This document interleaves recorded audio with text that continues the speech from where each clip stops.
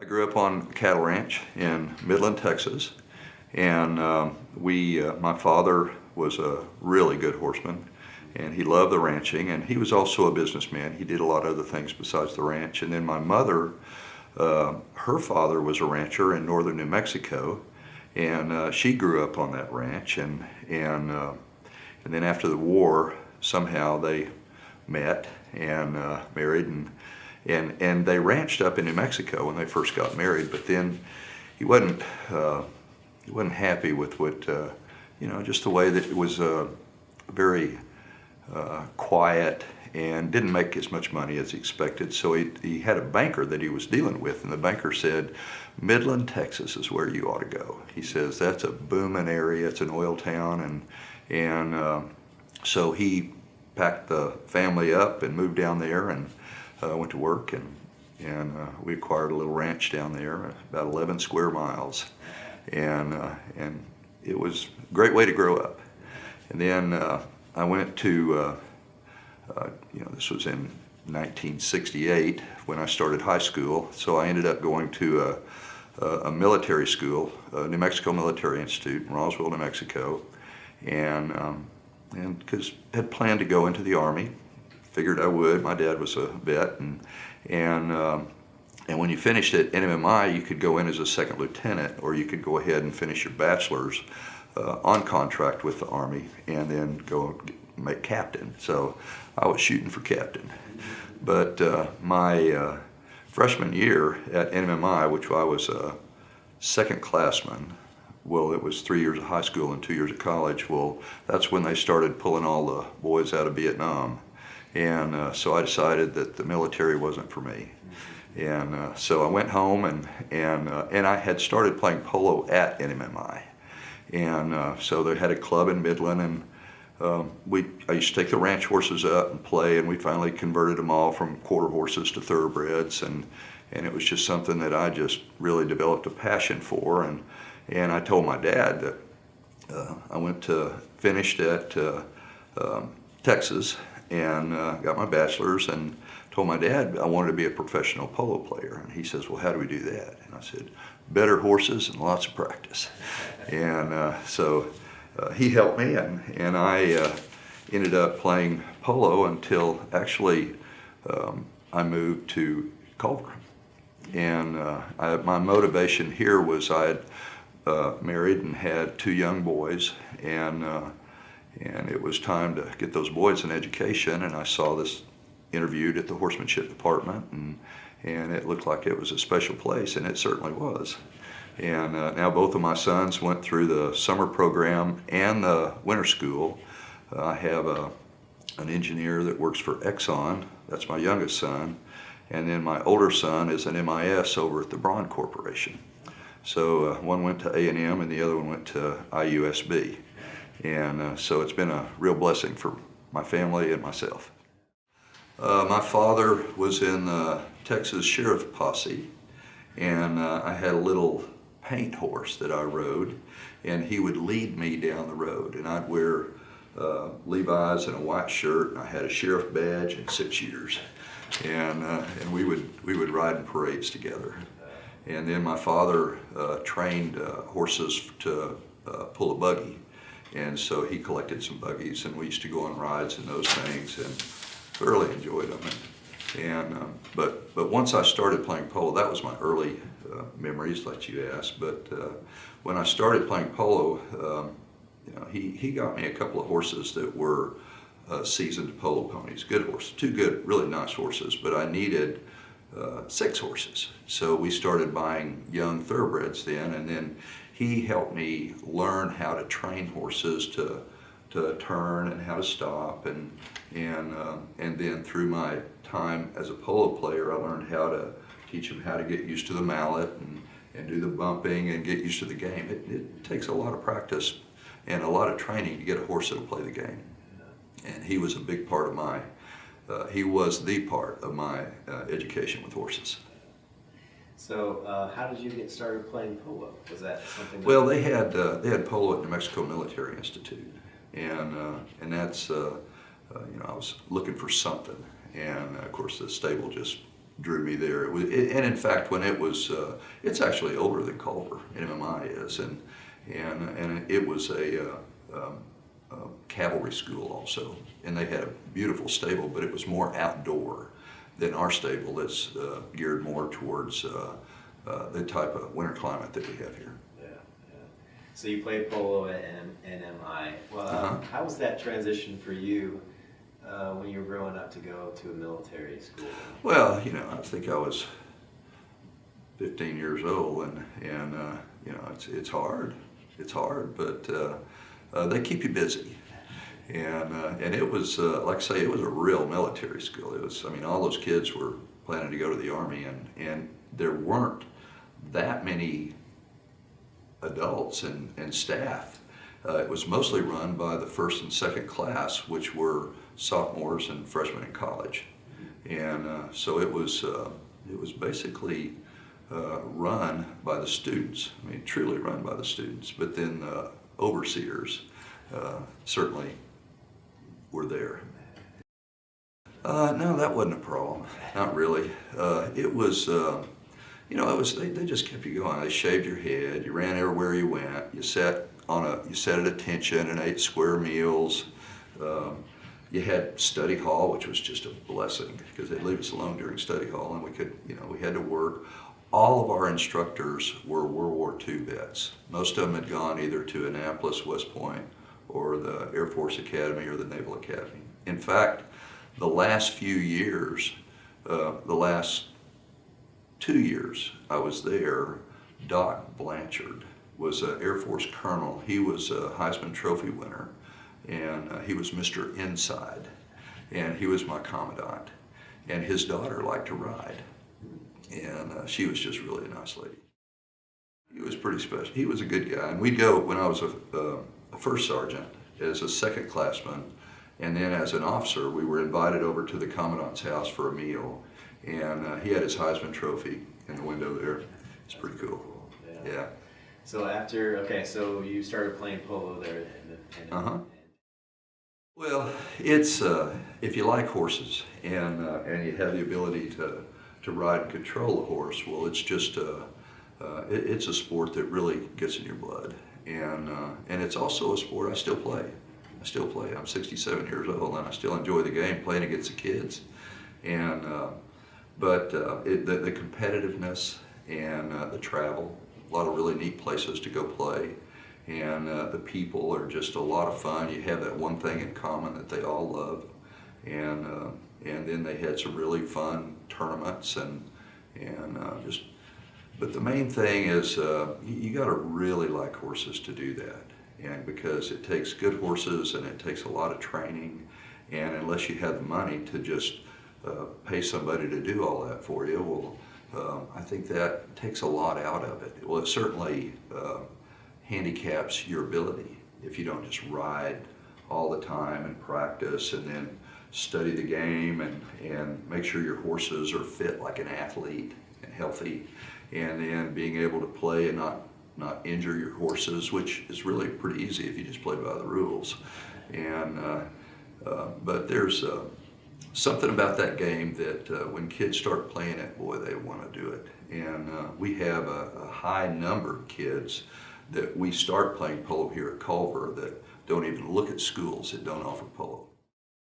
Well, I finished school, and polo was pretty part-time, getting a bachelor's, and then it's I mean, either go to work for somebody and they have horses and you exercise horses, clean stalls, clean tack, and get ready for games, and then you play with them, or you own your own string of horses and you try to get good enough for certain levels of game to play in. And I made it as a 3-go player. The highest rating is 10, and but a 10-go player is the you know, like the very top athlete, and he's riding the very best horses in the world, and they're very gifted athletes, and they find good sponsorship to do that.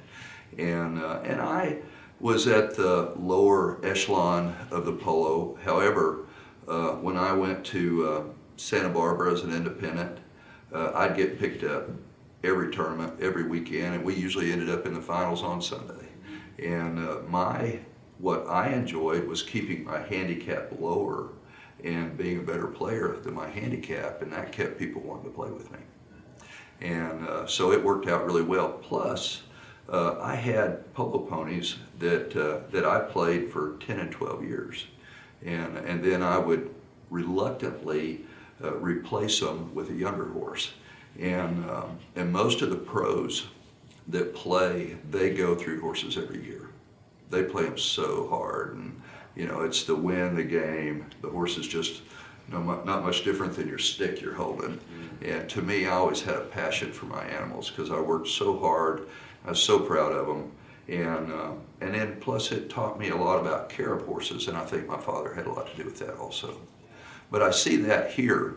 When I first started, I was at the academy. I had we had about 20 head of polo ponies, but they were kind of a unusual group of horses, I'd say.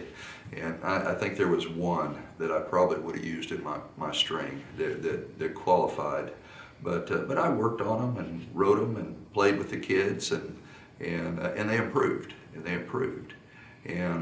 but sometimes I stopped coaching in 2008 when we started rebuilding the stable. And those horses were aged by that point. These were the same horses. I started in '91, so they'd been there for quite a while. A lot of them had. And then they kind of got run. They ran through all the horses that I had in like 2 years. We had to replace all of them. And so now we're back to a point where we're trying to really take care of our real good horses and be select who rides them and plays them, and that's a simple part. And I mean, we have a girls team and a boys team, and some of the boys are real hard on horses, and some of the girls are, but some of the girls are especially kind to the horses, and some of the boys are. So we're select who rides them, and it makes them last longer. You can't even look at that. I mean, you have a pretty good chunk of money and time in all of these horses, and you know, and when I was playing regularly, I mean, if you sold a horse for $10,000, that was about the top price. And now you go look at good polo ponies, and they're $20,000, $30,000, $40,000. Well, of course, it depends on the age of the horse that you start. You shouldn't. Training is.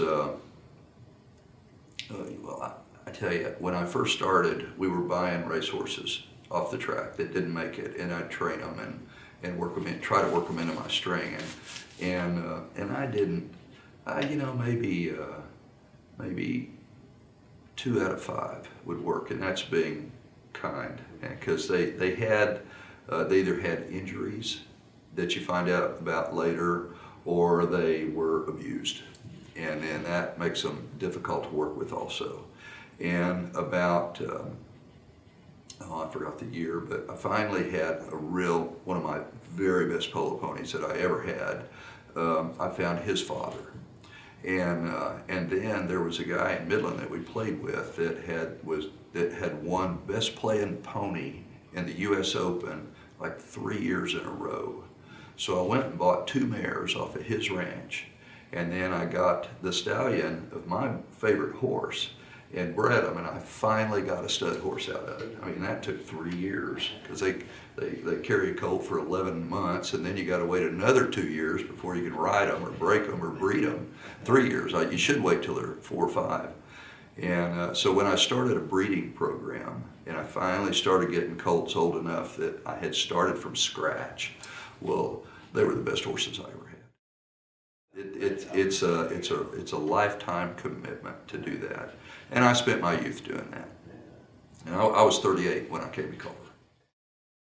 I did. I had my 2 sons, and I just loved raising them here. I mean, I couldn't have asked for a better environment, and I love the schools here better than the Texas schools that we had that they were going to. And then I was, you know, as soon as they went to camp, they did go to the Woodcraft camp, But it was time for upper camp. They both wanted to go, but they were starting winter school at the same time. So they didn't go to upper camp. I got them jobs.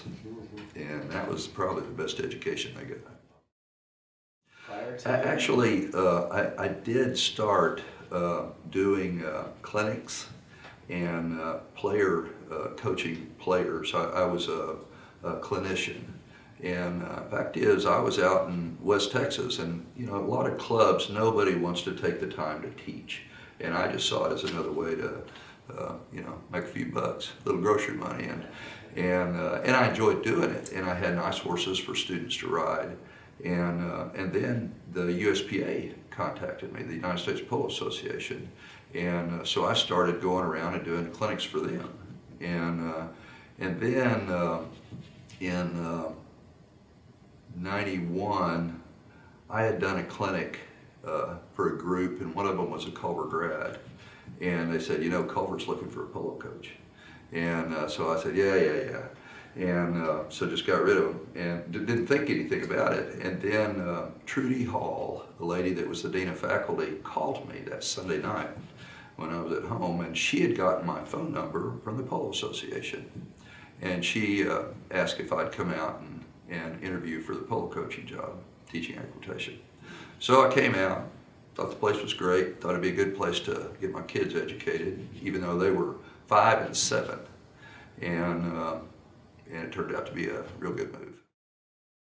I was just so busy they were very supportive of my 2 sons, but I taught basic equitation, I coached polo, she gave me the Rough Riders to coach, we had drill on Wednesday mornings, we had mounted parades on Sunday, and then pretty soon I was having polo games on Fridays and Saturday mornings, and as long as you worked, it didn't bother you much. I just kept my head down and doing my business and kept my mouth shut and paid attention to my responsibilities and took care of it.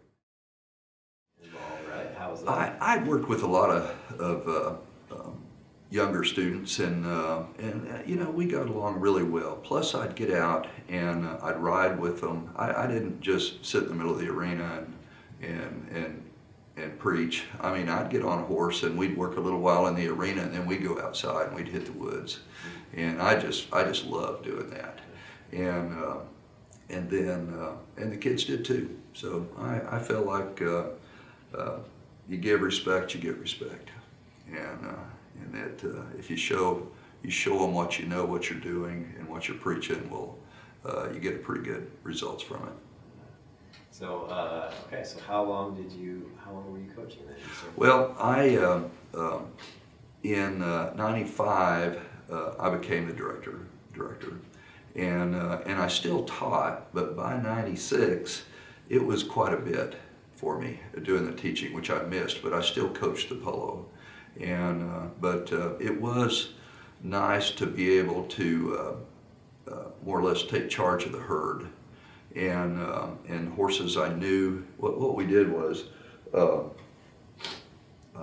horses. I just kept a list of all the horses, and then I'd get horse usage, and the horses that weren't working, we'd get rid of them, and we'd find homes for them. And then I never brought in a horse that we didn't think that was going to be productive in the program somewhere.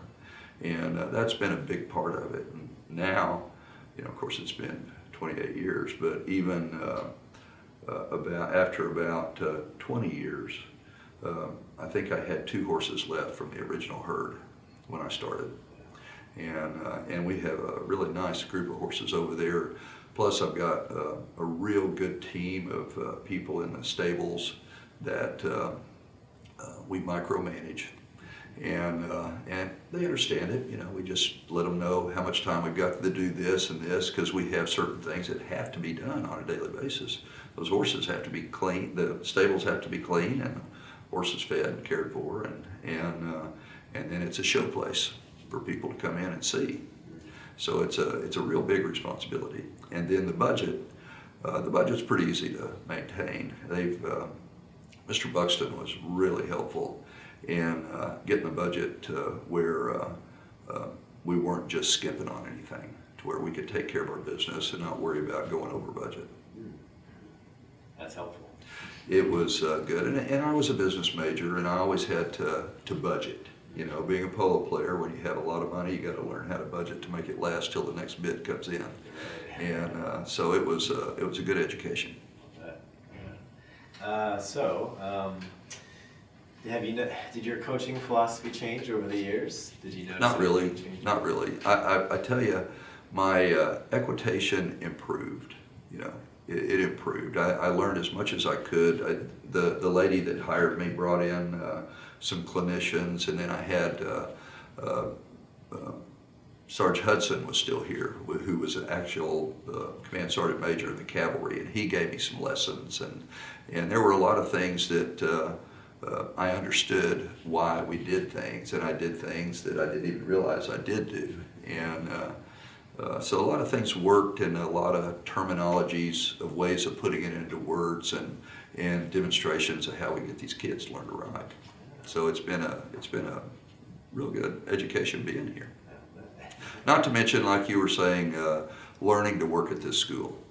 You know, it can be a challenge at times, and if you just you just take care of your business and well, I wanted to talk a little bit about the sports and how they started at the academy. I mean, the coaching and the teams and all have pretty deep roots in our department, and it starts back when they started the horsemanship program back in 1897, and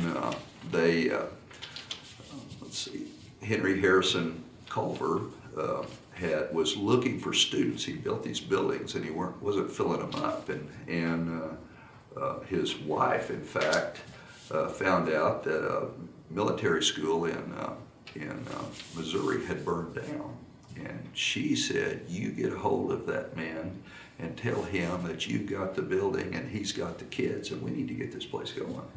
And so Miss Emily, and Henry Harrison did, and he got Colonel Fleet to come out, and they brought all the students and instructors, and boy, the school was just going great. Well, they hired a gentleman named Lee Robson Gillette, and Gillette was a real promoter, and he liked it, and that was part of the reason he was brought in, was he knew how to build up this school and help it keep getting better, because he was a real sharp old boy, but he did love the horses, and he was always reading the papers and doing these sort of things. So he was reading the paper, and he saw that the Troop A of the Cleveland Black Horse Troop was escorting dignitaries in parades and in the inaugural, and so he says, "Boy, I think we need to do that sort of thing." So he got with Mr. Culver, and he talked him out of, I think it was $20,000, which was just a ton of money in that day. And so he put word out that they were looking for black horses for these kids, and these kids were all riders. I mean, that was the day that, you know, the horse was the primary transportation, and so he started buying some horses, but he sent E.A. Cook, who was the riding instructor, to Cleveland and instructed him to pick up these horses. Well, he comes back with about a dozen head on the train, and there was a big ceremony when they were taking the horses off, and Major Gillette chose the horse that he wanted, and so that was pretty well when the Black Horse Troop started. Well, when they were instructing the new troopers, the new cadets, well, they did it just like they did the recruits for the cavalry, and they put them on horses with just a blanket and a strap and like a surcingle it was called, and they made the kids learn to ride bareback, and they had to walk, trot, canter, and it was a really great idea, because the kids, first of all, they have to learn the balance to stay on that horse, you know, and stay balanced even with no stirrups, and then they had to develop the strength in their legs and their core to be able to have the muscle to stay on there, and on top of that have control of the horse. And during that time, they would do gymnastics on the horse, and that was a part of the cavalry also. And then Gentilette said, well, every one of those recruits should be able to stand on the horse while it's moving like that. So at that point, every picture that you saw of the Black Horse Troop, that first Black Horse Troop, they're all standing up on their horse, and it's pretty cool. I love seeing those pictures. And so from that point, once they went through that part and felt like they were ready, they started teaching them equitation. And with learning to ride bareback, their legs were down below them, and they were very well balanced on the horse. They had good strength and good control. And because of the other kids enjoying that gymnastics on the horse, in their free time, they would have those old cavalry boys were happy to show them different things that they'd have to do. And eventually those kids were really good at it, so they started performing for the big weekends they'd have, and the Rough Riders. That's where the Rough Riders came from. And to this day, we still do the exact same thing with those Rough Riders. So when they went to equitation, the next step was to do the jumping. And so they'd set up something in the riding hall, and they had a couple of riding halls before they had the one that we have now that was built in 1916. And they'd teach them to jump, and then they'd take them out and they'd do cross country. And they'd be going through the woods, and they'd have to go over logs and down slides and through creeks. And if they ever got an open area, they'd do a charge. Sometimes they'd show them doing charges in the woods. And I mean, you can imagine those boys were just loving that. And so they got to be just excellent riders, and all of them excellent jumpers, and they'd had training to where they were really sitting that horse and looked like $1 million. So Gentilette was looking at the paper, and he saw that there were some shows, jumping shows, that weren't so far away. I'm not sure where, may have been far away. And so he created the jumping team, and they loaded up some horses on a train, and everywhere they had these special jumpers that they were advertising about, he wanted his boys to compete against them. And they may not always have won the show, but they were giving them a run for their money, and they were very respectable. And so that's where our jumping team started. And to run a little further down up history, well, the girls started in 71, and the first varsity sport for the Culver girls, the Culver Girls Academy was the Academy, Culver Academy for Girls. It was called CAG, something like that. That was the first varsity sport for the girls' school, and so that pretty well sums up where the jumping had started and continued. Shortly after that, and we can go back to the late 1800s, there was an old boy in New York that worked for a newspaper, and he was sent over to Europe to send news over by wire, however, of Europe for the paper. And he saw a polo match in England.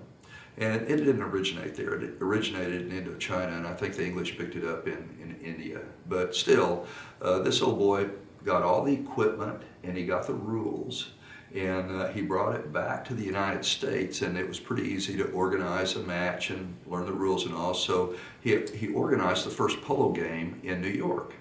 And it was really well publicized, and it was, it's something that any horseman would love to try. And so it really went off, but it kind of went south because the fields are like 300 yards long, and at that time there may have been 5 on a team. Now there's just 4. And so that kind of cut down, it took quite a bit of horses to play 6 chukkers, which would be equivalent to a quarter or something like that in a normal game. But so Culver had rebuilt their facility, the stable that we have now, in 1916. And it was built actually the way it is so that they could have drill in the wintertime for 100 mounted kids. And then they could do horse shows. It was big enough to do a horse show, jumping show in there, and then the Rough Riders could perform, and if they had the drill teams back then, they could have done the same thing. But in 1916, it was a really big year, because that was also the year that they started as an ROTC school for the caissons, the caissons pulled by horses, and then the infantry and the cavalry. So, you know, World War I had ended and World War II wasn't too far away, so Culver was actually training these kids to be officers in the different divisions of the Army. And so in 1926, I think it was 26, that they had their first competitive polo team.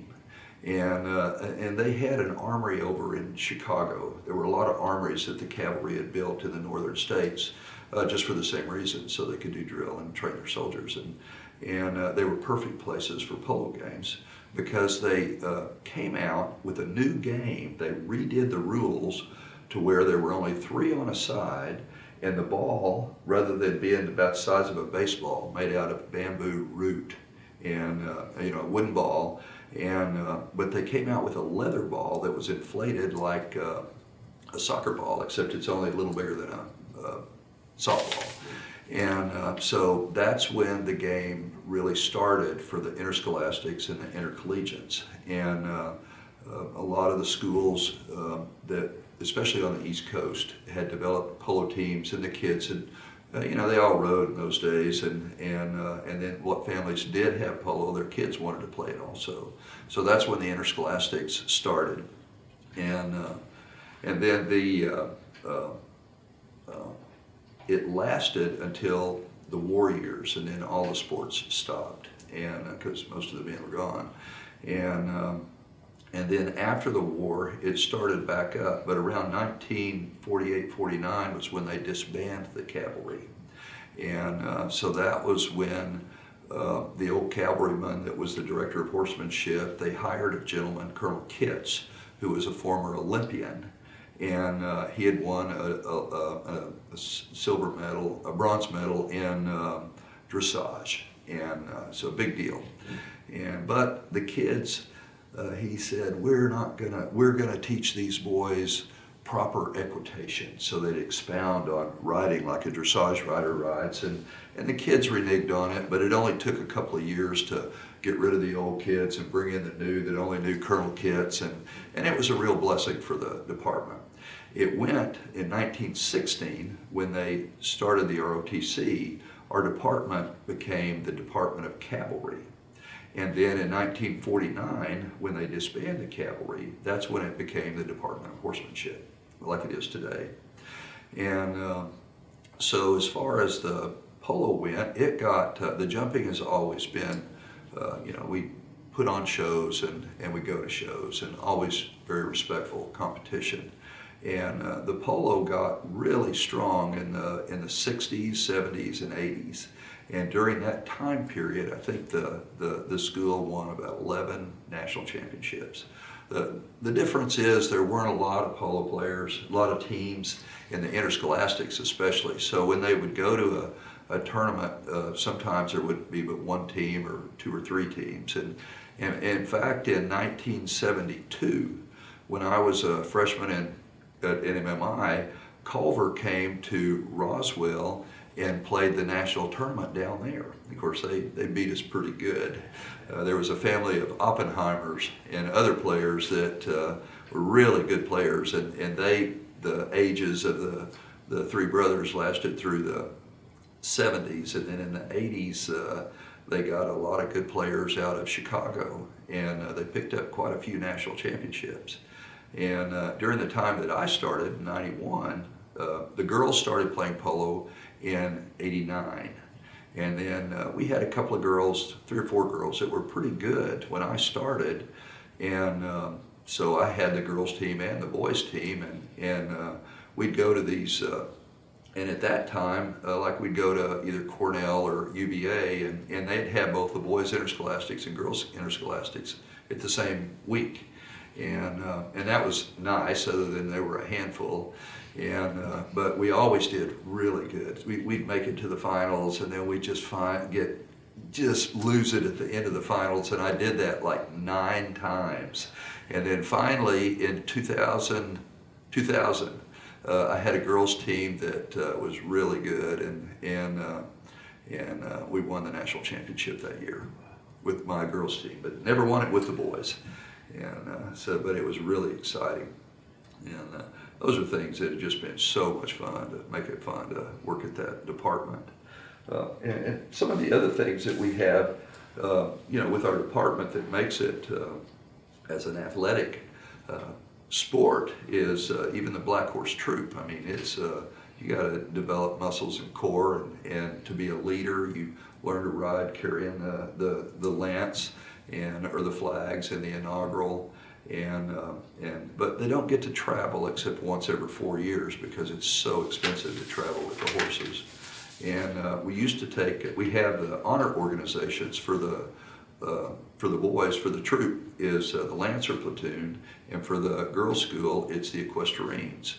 And we have in the past gone on trips with each of the group or both the groups, and they perform at rodeos and parades and those sort of things. But that's gotten pretty expensive also.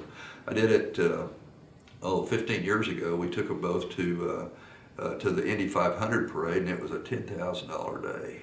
So we can't handle many of those anymore, but we have a mounted color guard that we send, and it's been real successful going to the parades, and they do the Indy 500. We can do that every year, and local parades, the Covered Bridge Festival, and St. Patrick's Day, and Blueberry Festival, and then we do the summer troop does do the Lake Fest parade here in Culver, and we take the boys, the troopers, and then also the girls mounted unit, Deck 9 they're called, and so that's a lot of fun also. But it's really been a wonderful place to work, and I've just enjoyed every day of it, and it's just been very gratifying. It's been good to my family, and I'm so proud to have been here. And I've got just a few years left, and I truly am gonna dread that last day of employment here at Horsemanship. What does that entail? And how, we have to start about a year ahead of time before the inaugural, sometimes even further ahead. And we missed an invitation, the first one that I went to, or was supposed to go to, but the preparation was it's just a tremendous amount of work. And as far as the logistics, I've taken as many as 105 horses to the inaugural before. And we have to find 18-wheelers, takes about 8 of them to get all the horses there. And then we used to fly. And every inaugural that we went to and flew to, it seemed like our flights got canceled on the way home, or there would be something. And this will be my 8th inaugural coming up in 21, and it's gotten easier because every year that we've done an inaugural, we pick out the spots that were lacking or where we had issues, and we try to correct it for the next year. So actually the last 4 inaugurals have been pretty easy, but it is a logistic challenge to get everything coordinated, and then we lease a whole motel, meals for the kids, entertainment, kind of figuring out what they could do with their parents, because all the parents want to go also, and then so it's not something that we really look forward to every 4 years within the staff of the department, but and we tell the kids that it's just the toughest day they'll ever have in their life, because we get up at 4 o'clock in the morning, and we have to have the horses loaded on the trailers, ready to go at 8 o'clock in the morning. Otherwise, they bump us from the parade. That's how tough it is. So the operative staff is out there at 3 in the morning, feeding the horses and getting them watered good, and then waiting until that time it takes to load up. Now we just take about 80 head of horses. And so even still, getting 80 horses on trailers that's a challenge. But they're pretty good. They're pretty good. They do it, and we have a wonderful staff, like I was telling you. But then the kids have to get up and get dressed, and they have to eat breakfast, and then they have to get on buses, and they have to be there too at 8 o'clock, or we get bumped. And but then we go. They escort us to downtown D.C. and they let us out, and then it's just a big weight game. And the first year that I went, they said, "Okay, get ready, we're about to go down the road." That was like at 10 o'clock in the morning, and I don't think we went down the road till nearly 3:30 or 4 o'clock. And I mounted everybody up and gave her the flags, and I just took it for heart that we were gonna go down that road. Well, they were just trying to get us moving, and so now when the kids get there, they lead their horses, and you can't get on a horse and just sit on him for 6 hours or 7 hours or 8 hours. So we just keep them on the ground, and when they move us from point A to point B, they lead those horses there.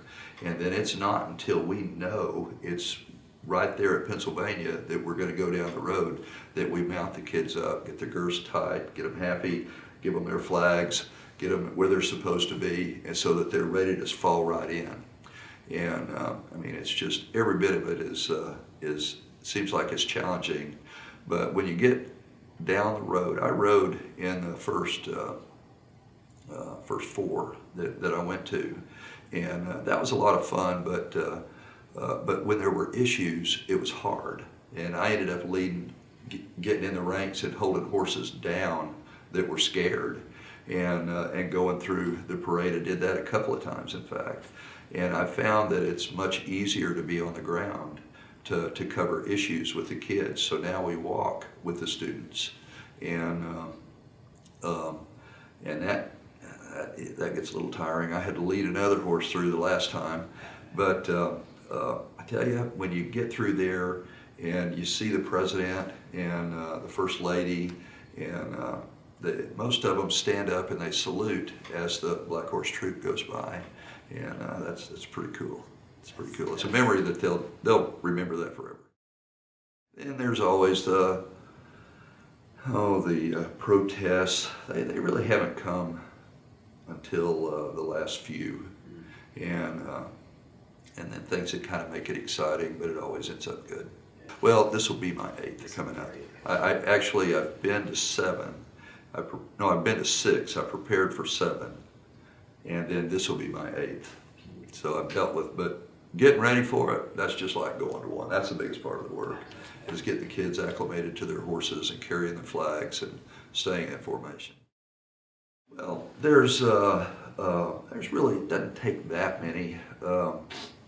There's probably 6 or 8, yeah. And then staff from across campus, and the counselors sometimes can be a lot of help. And then we have coaches from across campus. They can be a lot of help also. Shaped my life. Well, it certainly is a big part of it, and it takes a lot of dedication, and you have to. Takes a lot of patience, and it's changed. You know, our kids are different now than they were 10 years ago, it seems like. And there were no phones back then, and there were less other activities on campus. And so a lot of things have changed in the past few years, and so you have to learn to how to deal with the kids, and lately more so with parents also, not so much before. And so there's been a lot of changes, but it's not bad by any means. It's just different.